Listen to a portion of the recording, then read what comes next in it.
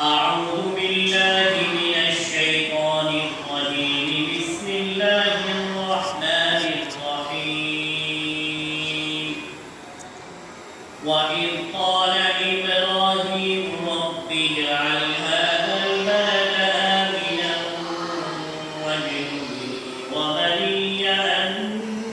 نعبد الأصنام رب إنهن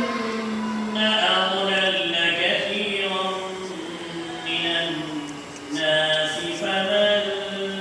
تبعني فإنه مني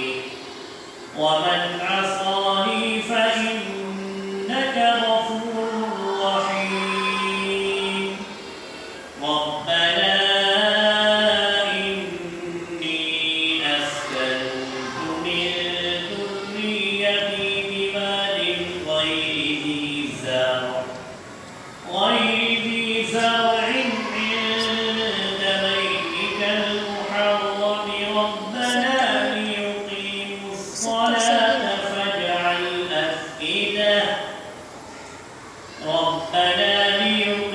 الصلاة فاجعل أفئدة من الناس تهوي إليهم وارزقهم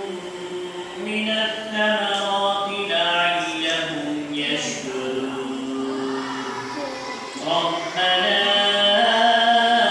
إنك تعلم ما نخفي وما نعلن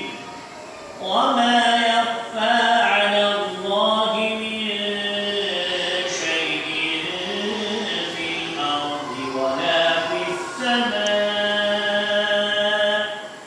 الحمد لله الذي وهب لي على الكبر إسماعيل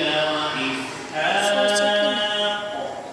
إن ربي لسميع الدعاء رب اجعلني مقيم الصلاة ومن ذريتي ربنا تقبل دعاء ربنا اغفر لي